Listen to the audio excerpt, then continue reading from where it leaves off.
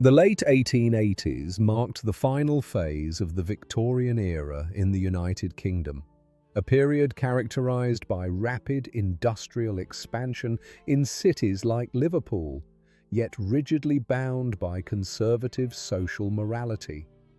The legal and social landscape of the time placed immense pressure on issues of class, gender, and personal conduct. Within this setting, Florence Elizabeth Chandler Maybrick, a young American wife from the affluent but socially scrutinized class, whose foreign origins and perceived liberal conduct clashed with strict English norms, would swiftly become the epicenter of a sensational poisoning case that challenged the foundations of Victorian justice and morality. Victorian society upheld stringent expectations regarding female virtue and obedience.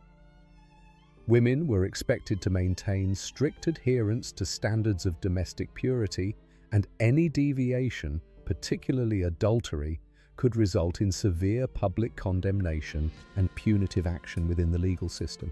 Concurrently, forensic medicine was in its infancy. Techniques for toxicological analysis, particularly concerning common poisons like arsenic, were prone to limitations and often led to disputed findings in court. The media, driven by the emergence of mass circulation newspapers, played a critical role in shaping public opinion. It often presented biased and sensationalized accounts, effectively turning the trial into a public spectacle. Mrs. Maybrick's status as a young woman, significantly younger than her husband, an American and a documented adulteress, positioned her as exceptionally vulnerable within the patriarchal judicial system of the era.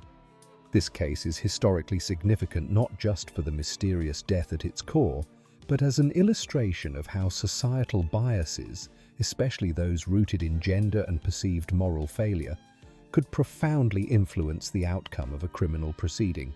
Behind the seemingly tranquil facade of Battlecrease House in Aigburth, Liverpool, a fractured marriage and complex medical issues were converging toward an inevitable tragedy. Within weeks, these private tensions would be transformed into incriminating evidence, and the central figure would enter the historical record from a position of extreme social fragility. The central figure in this tragedy was Florence Elizabeth Chandler, born in Mobile, Alabama in 1862. Her American origin was a key factor in how she was perceived by the English public and press.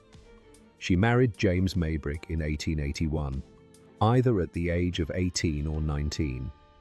James Maybrick was a successful cotton merchant from Liverpool, roughly 50 years old at the time of his death in 1889, marking an age difference of over 2 decades between the couple. Their union was structured around a significant disparity in age and experience, which soon translated into deep marital discord. The couple settled at Battlecrease House in Aigburth, Liverpool, and had 2 children. James Maybrick's personal habits were a persistent source of strain. He was known to suffer from poor health, exacerbated by a long-standing and severe addiction to various substances, particularly arsenic, which he routinely consumed under the misguided belief that it served as a stimulant or pick-me-up. The constant presence of arsenic and other toxic compounds within the household maintained by James for his personal use would later complicate the investigation immensely. Florence, young and isolated in a restrictive society, and possibly neglected due to her husband's habits and business focus, sought companionship outside the marriage. The critical turning point that cemented her vulnerability was her extramarital affair with Alfred Brierly, another cotton merchant.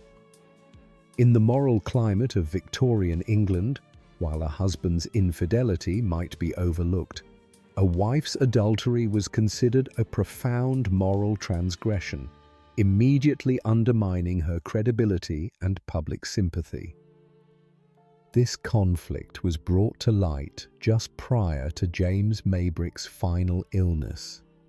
The domestic tension reached a head when the family's nurse, Alice Yap, discovered a love letter written by Florence to Brierly. This discovery served as the catalyst for open suspicion and hostility within the household, positioning Florence not merely as an unhappy wife, but as a morally compromised individual with a potential motive to seek freedom from her marriage. The combination of James's known arsenic use and Florence's social disgrace created an extremely volatile environment. The revelation of the affair and the subsequent domestic fallout established the perfect narrative of motive for the prosecution. Within days of this intense conflict, James Maybrick fell critically ill. A few weeks later, these seemingly minor details, the long-term arsenic habit, the discovery of a clandestine letter, and the isolation of the American wife, would reappear this time at the very center of a highly suspicious death. The sequence of events leading to James Maybrick's death began in March 1889 when he first reported feeling severely ill. His condition, characterized by digestive distress, was initially attributed to his chronically weak stomach and his established habit of consuming various toxic substances, including arsenic and other chemicals, which he referred to as pick-me-ups. Over the subsequent weeks, his health fluctuated, but generally deteriorated. The situation became critical at the end of April and the beginning of May. On May 8, 1889, James Maybrick's condition worsened dramatically.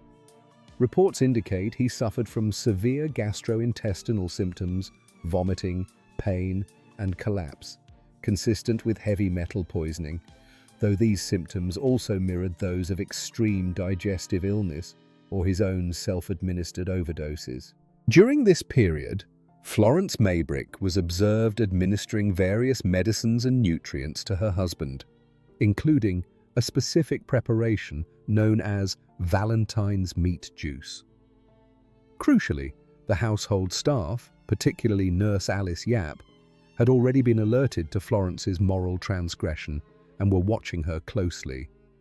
On May the 8th or 9th, Nurse Yap reportedly noticed Florence tampering with the contents of the Valentine's meat juice bottle intended for James, though Florence later maintained she was administering medication at his own insistence, knowing he often sought out and consumed poisons. The nurse's suspicion, fueled by the recent discovery of the compromising letter, was immediate and directed toward the possibility of foul play.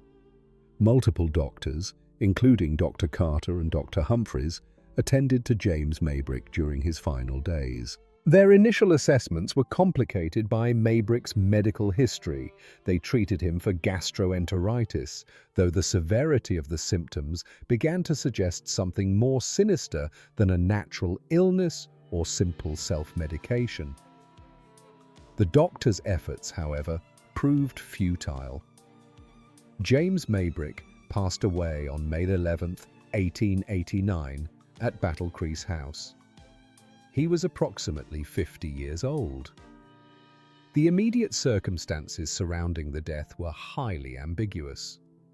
While the Maybrick family generally accepted the death as the culmination of James's long-standing illness and drug habits, the observations of the suspicious nurse and the attending physician's inability to definitively diagnose the cause, coupled with the dramatic marital conflict, triggered immediate formal intervention. The attending physician, upon reviewing the ambiguous medical presentation and hearing the circulating rumors, expressed doubts regarding the natural cause of death. This uncertainty ultimately activated the official investigation, prompting the authorities to order a comprehensive post-mortem examination and toxicological analysis to determine the true sequence of events. The investigation into James Maybrick's death was activated immediately following the physician's reports of an unnatural or suspicious demise. Initial suspicion did not focus on financial motive or inheritance, as the estate was not heavily leveraged, but rather on the atmosphere of domestic conflict and moral impropriety surrounding the deceased's wife. The person who first brought definitive suspicion of foul play to the authorities was the family's nurse, Alice Yap, who explicitly cited Florence Maybrick's extramarital affair with Alfred Brierly and her observation of Florence manipulating her husband's medication.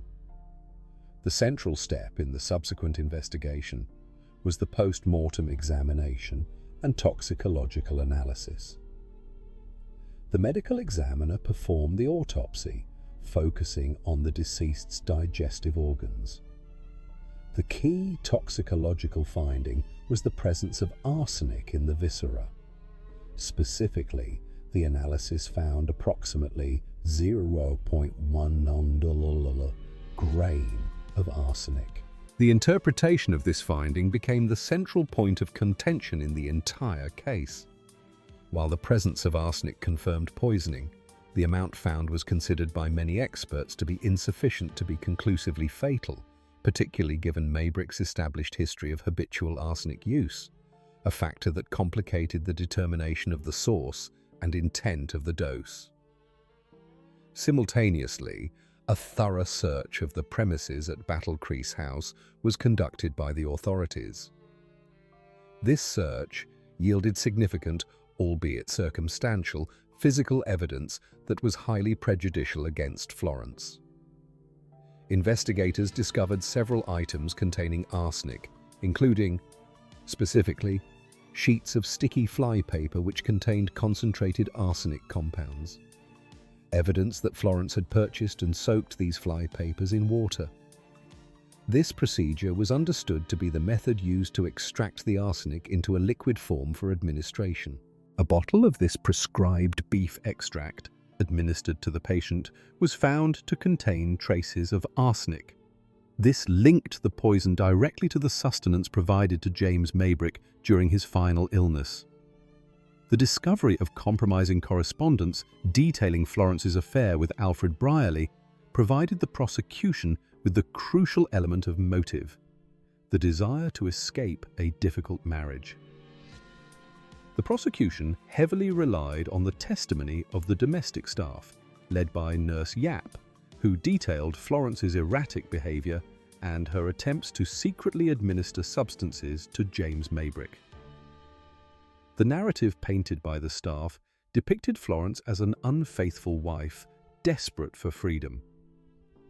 Florence Maybrick's own explanation for the presence of the arsenic was twofold and complex. Firstly, she testified that she had only administered arsenic to her husband at his own insistence, as he was known to crave it due to his addiction. Secondly, regarding the flypaper, she claimed she had intended to use the resulting liquid extract as a cosmetic face wash, a practice that, while dangerous, was not entirely unheard of during the Victorian era. The defense struggled to reconcile these conflicting explanations with the direct evidence found in the Valentine's meat juice bottle.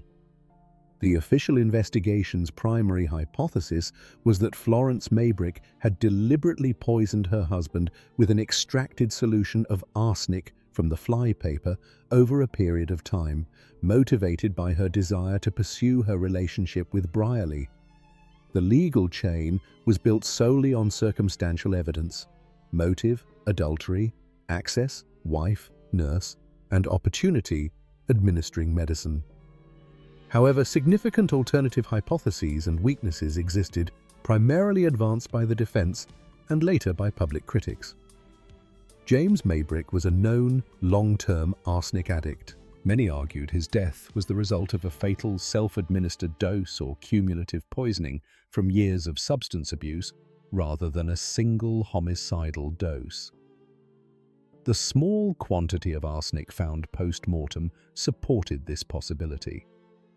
The $0.19 grain finding was deemed by some defense experts to be within the range that could be explained by Maybrick's chronic usage, making it difficult to prove homicide beyond a reasonable doubt.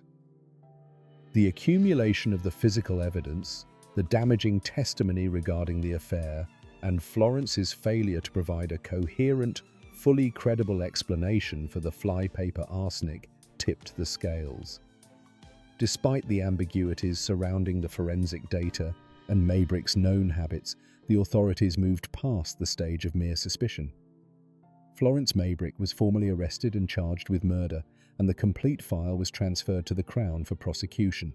From this point forward, every piece of fragmented evidence would be presented to a jury, whose decision would determine the young woman's fate. The trial of Florence Maybrick for the murder of her husband, James Maybrick, commenced on July 31st, 1889, at the Liverpool Assizes, held within the grand setting of St. George's Hall. The event immediately captivated the British and American public, drawing immense press coverage that sensationalized the aspects of adultery and potential poisoning. Presiding over the court was Justice Sir James Fitzjames Stephen, an eminent but controversially opinionated judge whose health, specifically his deteriorating mental state, later diagnosed as mental illness, would become a significant factor in the legal criticism of the proceedings. The prosecution presented a compelling, though entirely circumstantial, theory of the case. Their argument was simple. Florence Maybrick, motivated by the desire to free herself from a restrictive marriage to pursue her affair with Alfred Brierly, deliberately poisoned her husband with arsenic. The chronological sequence asserted was discovery of the affair, purchase of arsenic-laced flypaper, extraction of the poison, and subsequent surreptitious administration of the toxic fluid in the victim's medicine, specifically the Valentine's meat juice. The key evidence presented by the prosecution included testimony confirmed the presence of arsenic in the deceased's body, providing the technical basis for the cause of death as poisoning. The introduction of the flypaper, the bowl of water in which it had been soaked, and the traces of arsenic found in the medicinal bottles directly implicated Florence. The damaging testimony of Nurse Alice Yap and others about Florence's infidelity and suspicious actions around the time of James's final collapse established the necessary motive of malice and intent to kill. The defense mounted a vigorous effort to challenge the prosecution's narrative, focusing primarily on undermining the certainty of the cause of death.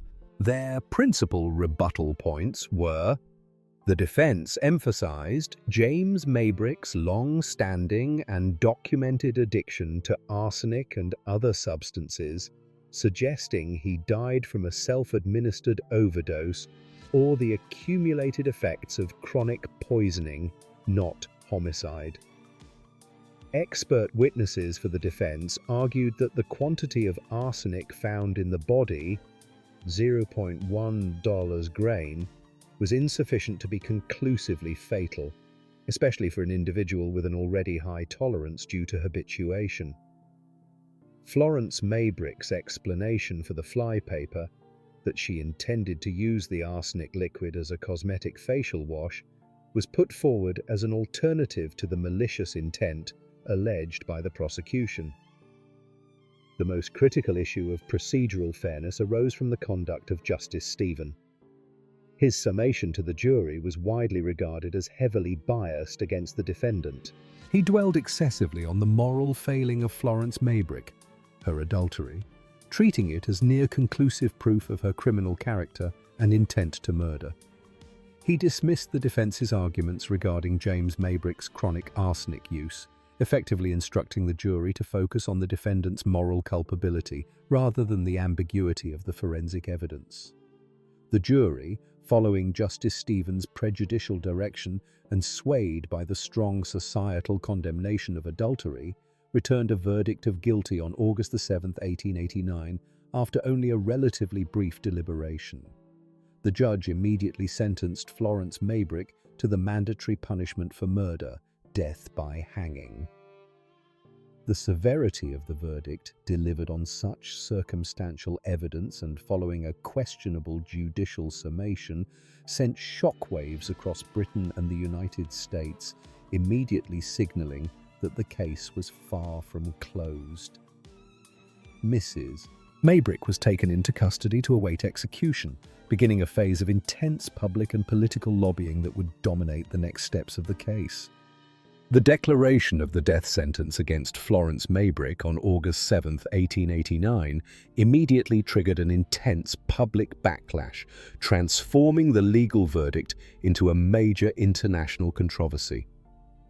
Public opinion, especially in the United States, her native country, was overwhelmingly in favor of her innocence, or at minimum, a miscarriage of justice due to judicial bias and inconclusive forensic evidence. Significant legal and political efforts were launched almost immediately. Appeals were lodged and petitions signed by hundreds of thousands of people in both Britain and America flooded the office of the Home Secretary. The primary arguments for leniency centered on the flaws in the trial procedure, specifically the openly prejudiced summation by Justice Stephen and the ambiguity surrounding the $1 grain of arsenic. Was it a fatal dose administered by the accused, or residual presence from the victim's chronic self-poisoning? The pressure became immense, reaching the highest levels of government. Ultimately, Queen Victoria herself was reportedly involved in the deliberations regarding the sentence. On August 22, 1889, Home Secretary Henry Matthews announced the official commutation of the death sentence to life imprisonment. The decision was not an exoneration. Rather, it acknowledged reasonable doubt that the arsenic administered by Mrs. Maybrick was the actual cause of her husband's death. This commutation implied a finding of intent to poison, but failed to prove murder. The verdict, and the subsequent commutation, established the case as a notorious example of a potential miscarriage of justice fueled by gender prejudice. Legal scholars and historians later cited the trial as a prime example of how the Victorian judicial system penalized a woman severely for her moral failing, adultery, when conclusive proof of murder was absent. Florence Maybrick spent nearly 15 years in harsh conditions at prisons, including Walton Jail and Aylesbury Prison, before she was finally released in 1904. Her subsequent life further reinforced the narrative of a victimized woman who had been irreparably damaged by the legal system. The case of Florence Maybrick stands as a potent and enduring symbol of the intersection between rigid social morality and an evolving yet flawed legal system in the late 19th century. Her conviction, predicated largely on circumstantial evidence, damaged character, and the damning moral weight of her adultery, overshadowed the fundamental ambiguities of the forensic findings regarding James Maybrick's cause of death. The case illuminated the precarious position of women in Victorian society and exposed the vulnerabilities of the justice process when swayed by intense public prejudice and flawed judicial instruction. Upon her release in 1904, Florence Maybrick returned to America, maintaining her plea of innocence and publishing her memoir, My 15 Lost Years. In one of her recorded statements regarding her time in custody and her conviction, she maintained a stoic stance, reflecting the deep personal cost of the trial. The question of whether Florence Maybrick was a calculated murderess or a tragic victim of judicial error remains unresolved by definitive evidence. Was she truly the perpetrator of the crime, benefiting from her husband's addiction to mask her actions, or was she, as historical and legal analyses suggest, the unfortunate casualty of a judge's prejudice and a society's scorn for a woman who dared to violate marital fidelity? With the complexity of the toxicological evidence and the overwhelming impact of Victorian moral codes, we are left to ponder: to what extent can we consider the verdict against Florence Maybrick a true act of justice, rather than a punitive judgment delivered by society upon an unfaithful wife? And more broadly, how many similar convictions in this period may have been determined less by scientific fact and more by the moral character of the accused?